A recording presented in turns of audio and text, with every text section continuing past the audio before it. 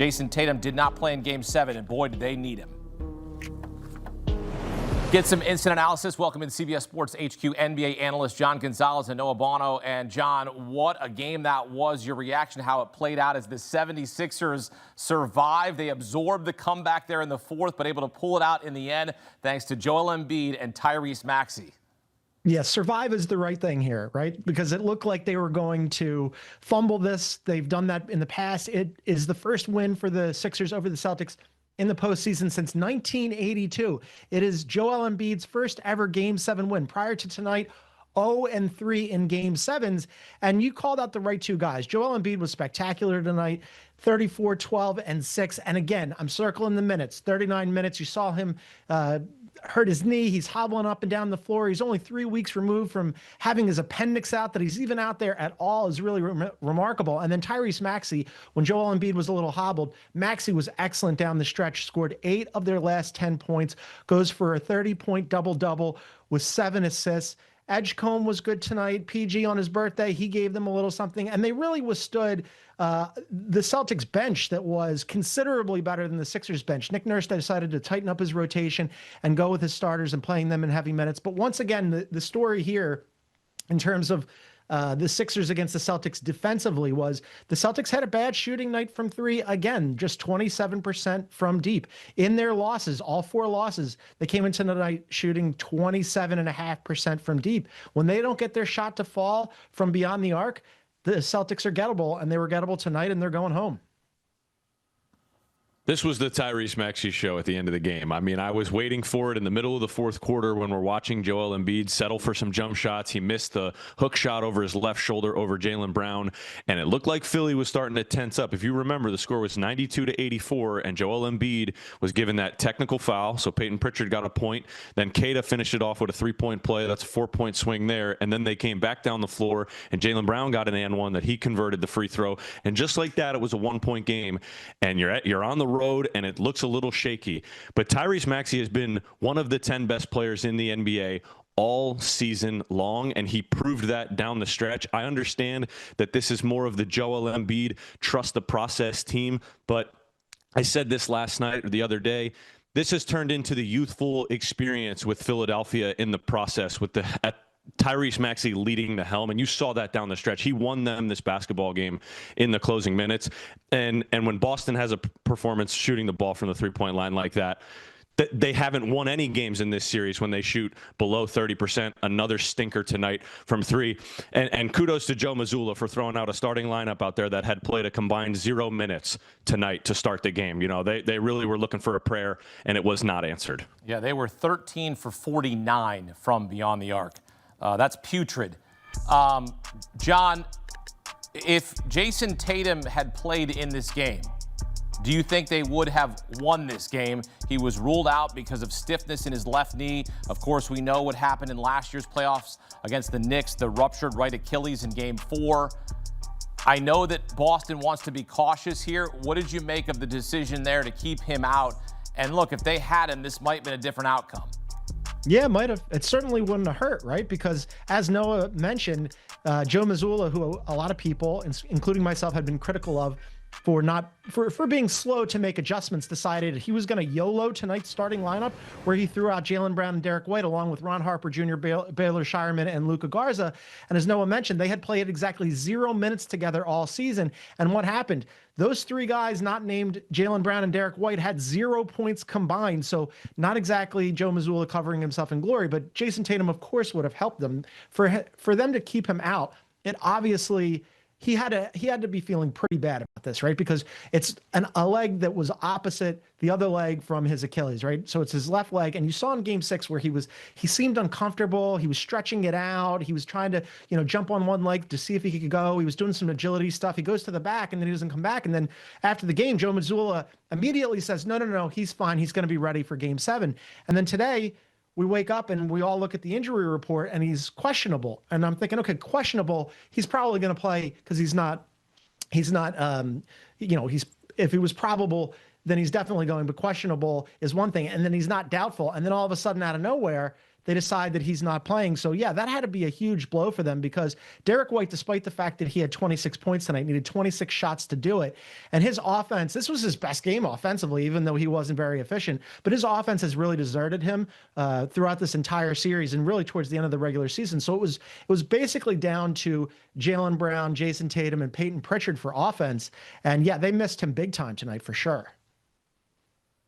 Yeah, that's a guy that's averaging 23 in the series, and he was slowly working his way back, and I think we had a couple moments where we looked at Jason Tatum this year and early in the postseason and thought, okay, he's about 95%. It really was devastating that he wasn't out there for this. Obviously, we know he had that 51-point game a couple years ago in a Game 7.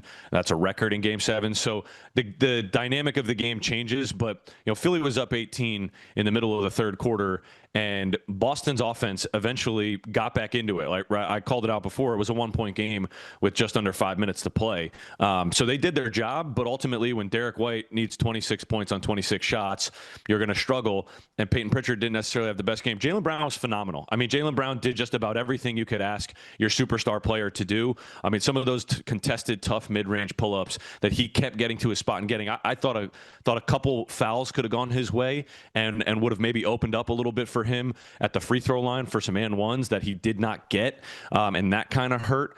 But ultimately, when you look at the other end of the floor and he's guarding Joel Embiid and there's no size down there on Joel Embiid, but Embiid's doing you a favor settling for some three-pointers, it didn't. I don't know how much of a difference Tatum would have made, especially if he was a little hobbled out there. And I would always resort towards the safety side, especially when he's coming off that Achilles injury. And if he really wasn't out there tonight, then clearly I think something is a little bit deeper wrong than just missing one game. John, when you go into the offseason for the Boston Celtics, what do you think about? You think about the season you had. You had the incredible comeback for Jason Tatum, but unfortunately not able to come back here in a Game 7, and your season ends that way. You go into the offseason with questions. What's next for Boston here? Because this is a perennial contender that comes up short and some untimely injuries. And really, John, if you think about it, this season, look, I'm not a Boston Celtics fan, but I think you got a little more than you hoped for. I think you obviously wanted to get to the second round, no question.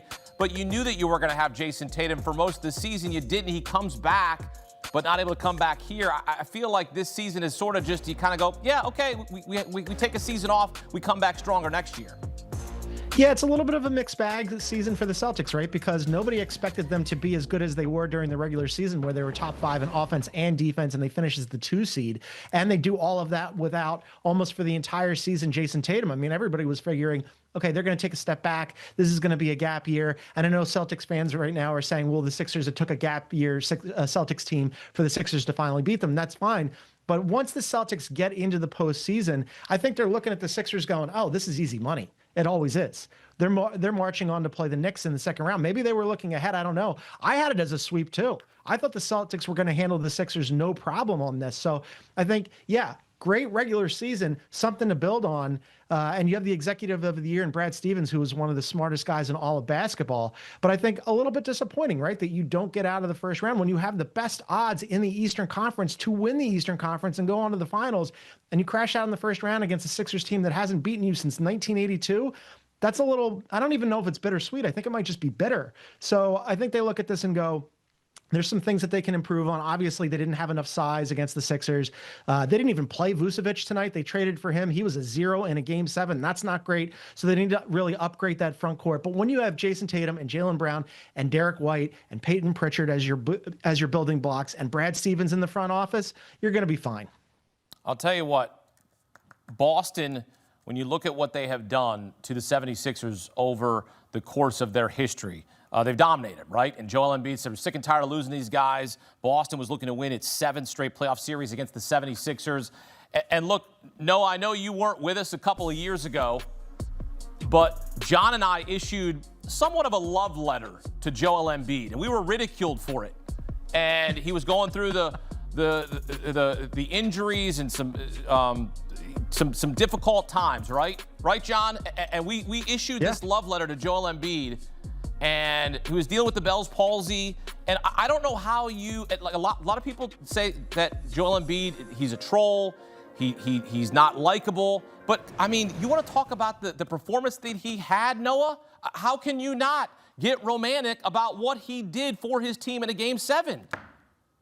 I completely agree with you. Joel Embiid has had one of the most unfortunate careers from an injury standpoint of any former NBA MVP in the history of the league. And when I was watching the game tonight, the only thing I could think about was just how much he deserved this moment, to just have this moment as an NBA player that, honestly, had he not suffered some of the most unfortunate injuries throughout his career, this guy would be one of the one of the two best big men of all time, in my opinion. That's how skilled Joel Embiid has been at his peak. And we saw flashes of it in the last 3 games when they mounted this 3-1 comeback. But watching him tonight, there was nothing more I could think about other than this man was ready for the task. He was absolutely sick of losing to the Boston Celtics, and he knew he was in pole position to have a chance to pull off the first 3-1 comeback since 2020 and to just rewrite the history on his name in the postseason and in general. And I couldn't help but continue to root for him to have one of these moments, because he hasn't had one. He's never been to a conference finals. He's never advanced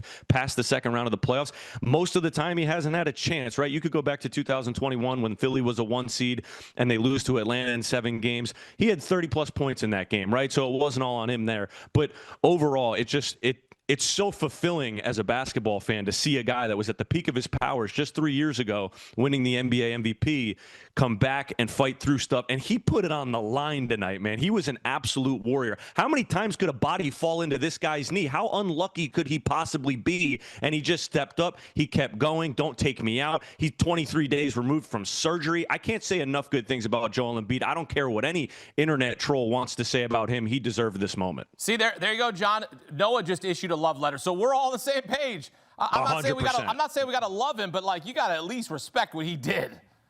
Yeah, respect, I think, is the thing, right? Because I understand why some people don't like Joel Embiid. I mean, tonight, hard foul on Jaylen Brown. I have a ton